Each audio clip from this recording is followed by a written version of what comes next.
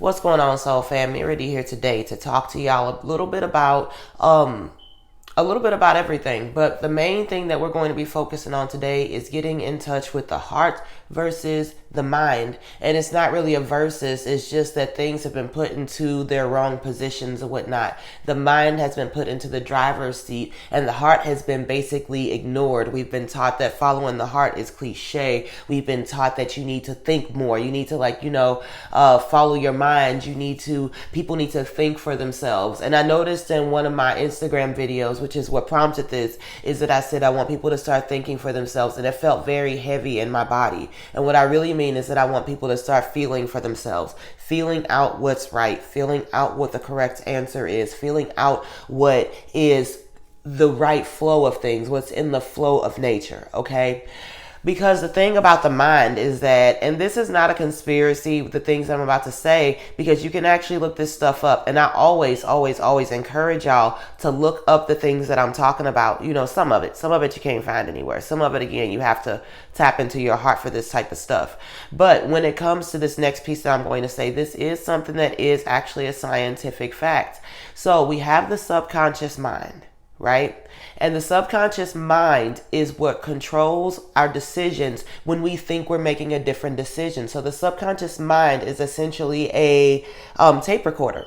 And so from the time we're born until the time we're 7 years old, our brain is in what we call a theta state. So it's more easily and naturally absorbing information, okay? And so this also happens when we're in meditation, when we're in hypnosis. And so that's how things get into the subconscious mind. So this is the reason that when we think we're making a different decision in who we date, how we date, what we're doing, the lifestyle we're going to choose, a lot of times we end up defaulting back to something that we knew or something that we grew up with as children. It is because the subconscious mind actually controls all of those actions. And so when we tell somebody to think for themselves, a lot of times, especially with the amount of programming that's happening in the world these days and whatnot, motherfucking 4th of July. It's 4th of July, y'all. What can I say? In the hood. So, anyway, the whole purpose and point in my conversation is that we tend to have these experiences where we think we're making a different decision, and it turns out that we're not making a different decision at all because we have a subconscious programming that's going on. And with all the programming that's happening in the world, trust and believe, y'all, the people up top, the people who are running this whole matrix and everything, they know what's going on. If you wanted to break down a car, if you wanted to make sure that somebody's car didn't work, or you wanted to make sure that it ran perfectly, what is the main thing you would have to know? You would have to know exactly, specifically how that thing runs, how that thing works, so that you can know how to break it down, so that you can know exactly what plug needs to be unplugged so that things run in a certain way, so that it does this thing, or so that it doesn't break down completely, but that it is, in this certain way. So at the end of the day, y'all, we have to really open up our minds to the fact that the things that seem impossible now are actually happening. The things that seem like fantasy and science fiction and fairy tales, this stuff is real life, y'all. But it's been put into these categories, and it's been kind of put into this way so that we can so that we can feel like it's something that can't happen in real life, so that we have this vision of seeing this as like fiction when this is the reality. And the crazy other part is that it doesn't look like they portray it on TV. It's a lot more dramatized and things like that, but this stuff is actually happening, y'all. Like The Walking Dead, have you not seen the people blindly walking and following this stuff that makes absolutely no sense? People going against their own proper judgment, their own common sense, their own hearts, to follow something that makes absolutely no sense. And then there's just a few of us that are out here like this or whatnot, that are inside the gates or whatnot, trying to not be attacked by these people who are, essentially the Walking Dead. You know what I mean? The people who are blindly following what has been fed to them. And it's because they are not in touch with their hearts. Okay, and that's the thing, is that our minds can be controlled, our minds can be manipulated, especially from people and by people and beings who are more aware of how this works than we are. We're not taught anything about the machinery of the human body. We're not taught anything about how this works or how this runs. They say it doesn't come with an instruction manual, but it absolutely does. We just didn't get an instruction manual. They sent off our copies without the instruction manual because we're here to be controlled, you guys. That's what it is. We're here to be controlled. And a lot of times we think we're making choices out of our freedom, but the reality of it is that a lot of this is more deeply seated than you could ever possibly imagine. So this is why I invite you today to really tap into the heart. And so what do I mean by tap into the heart? We've been taught that it's super cliche to follow your heart, to do this, to do that, and all that. But at the end of the day, the thing that we ignore the most and that has been repressed the most are our emotions, are our feelings, are our intuitions and things like that. We always get taught to second guess ourselves, so much so that it has become a habit for us to second guess ourselves. And it's like a muscle. Either one that you use is going to grow stronger than the other, and so it's like, if we exercise using our intuition and following our heart and our feeling without the fear of being wrong. Sometimes when we're learning this, sometimes you want to pick up a weight at the gym and it's a little too heavy. It's not what you need. Or you pick up a weight at the gym and you're like, oh, okay, like that's a little light. Maybe I need something else. You can't just go every time and just pick up the correct weight. Now, once you get up to be a little bit more experienced or whatnot, you're going to be like, oh, okay, I know exactly what I need. I need that 25 pounder or whatnot for this specific exercise. And so that's what it is that we're so afraid, and we've been programmed to be so afraid of failing or being wrong and all this stuff that we don't even take the chance to step into getting to know our intuition. We give up very easily when we start to try anything new and it doesn't work because we don't want to be wrong. We want to be good at it right away. And the thing is that you have to be able to take time. All things take time. All things progress slowly. Okay? And so these are our naturally innate things, especially when you spent, 25, 35, 55 years repressing this thing and pushing this thing down so that it doesn't have a sound. You know what I mean? Then we, of course, have to work hard, for years to rebuild that muscle. But it takes starting with that. Okay?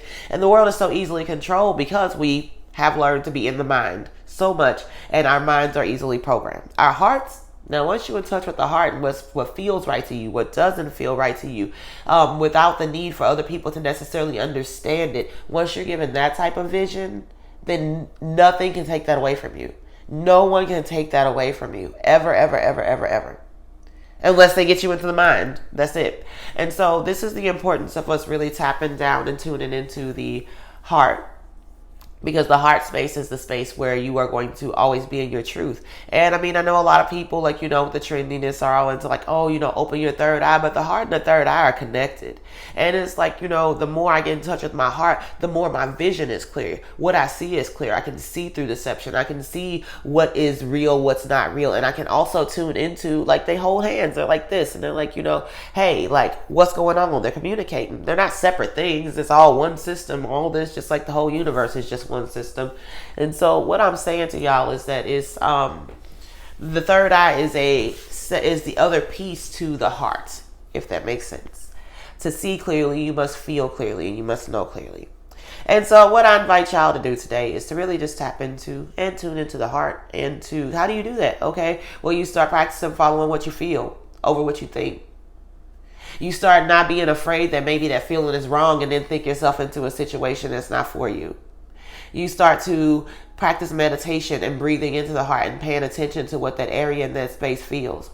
When you walk up to somebody and you meet them, you start to just learn to feel the subtleties of what happens. Did you feel naturally attracted to that person? Reflect on it later, because the mind will easily get in the way. Reflect on it later.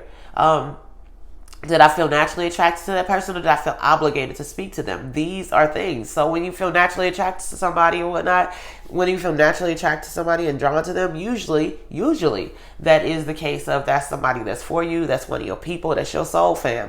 When you feel like you out of obligation, out of being a nice person or a kind person, that you have to talk to this person or do this or do that or make this connection, that is when we really mess ourselves up. Because that means that there's something deeper going on. And that means that you need to now start looking into the people pleasing aspect that you've been given and where that's coming from. Okay? So there's these things. And sometimes there's the other part of it too. We've been taught that love is this fiery, intense feeling that it makes your fucking skin burn and your hair stand up on your arms and all of that stuff. But at the end of the day, usually when that happens, it's going back to our addiction. It's going back to our pattern. And it's the same thing. If you've ever been an alcoholic or an addict or anything of that sort, and you get around that drink and stuff, and all of a sudden that feeling of oh, I need this shows up or whatnot, it's usually because you're an addict. But the things that you need, like, fruits, vegetables, stuff like that, you show up around them and everything, and you just naturally do them. You pick them up, you eat them, you put them in your body. Like, you get hungry, you do that. So that's the difference that I'll make, is when it's something that's natural and that's for you, it's going to feel more like it's going to flow. And it's going to be something that, like, is a response, like, a response like eating to hunger, to actual hunger, versus this feeling of like, oh, I need it, or oh my God, like this is crazy. Anything that feels like it's insane like that is probably an addiction, and it's probably rooted in some type of trauma. Okay? And so that's what I mean, is we're going to start to get back in touch with our heart. So I invite you all to just, in this moment, stop. Take a deep breath in through the nose and out through the mouth. And in through the nose again. And out through the mouth. And on the next inhale in through the nose, breathe as if your heart is a lung right into that space. And I want you to continue to do this for a few minutes.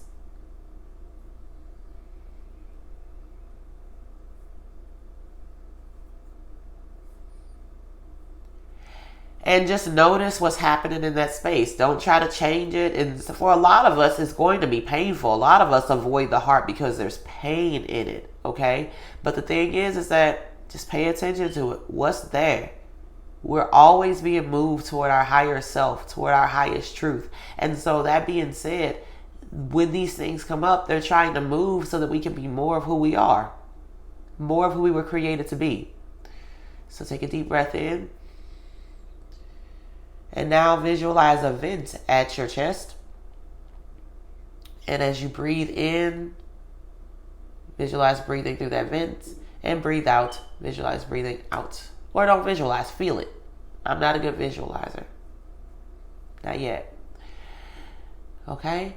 And so this is how we get in touch with our heart. We start to become comfortable with what it feels like in that space, familiar with what it feels like in that space. And that may be a lot of discomfort. Okay? That's there. So now we breathe into that, and the more you breathe into that, the more you're going to feel that stuff move. And yeah, it might come up through anger for days. It might come up through being sad, but that is actually still happening within you and keeping you from your highest self, even if you aren't aware of it, So just the thing is that we've been taught that if we repress it, that we won't have to deal with it. You ever stuffed a bunch of stuff in your closet and then had to move?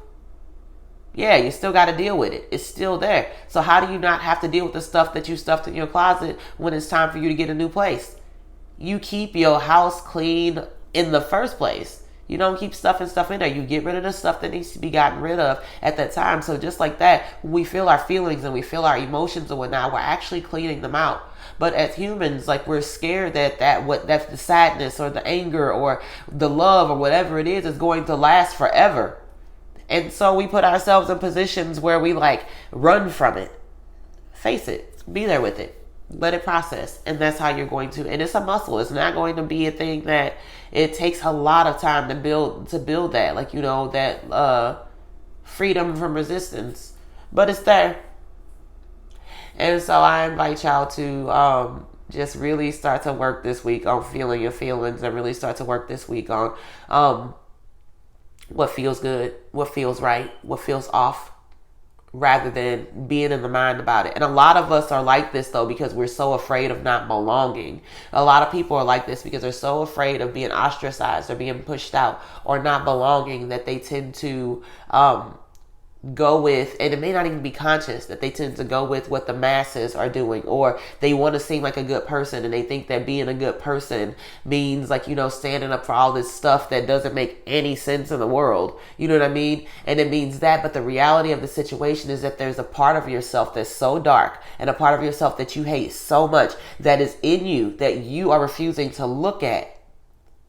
That's why you feel the need to virtue signal. Is because it's the lack of acceptance of your own darkness, the lack of acceptance and the judgment of what is within you that you judge as dark, or that somebody told you is dark, that keeps you in the virtue signaling space. Because it's hey, let me go out here and do all these things and like prove that I'm a good person through these actions, so that I don't have to, so that like, people don't look at me some certain type of way, so that I actually feel like a virtuous, good person. That's not the case, dude. Dark and light is a part of everybody. Dark and light is a part of you. Dark and light is a part of me. I mean, you can't draw a picture if you can't draw a picture on a black background with a black pencil. You need either a white pencil or you need either a black background. Like, you know what I'm saying? Like, black background with a white pencil, you know what I mean? So at the end of the day, that's the thing, is it's the judgment of these things. So we really have to start looking at why we do the things that we do. Why are we doing this shit? Like, why are we doing this? We really have to start looking at that, y'all. All right. Well, thanks for tuning in today, and I hope I see y'all again soon. And until next time, peace.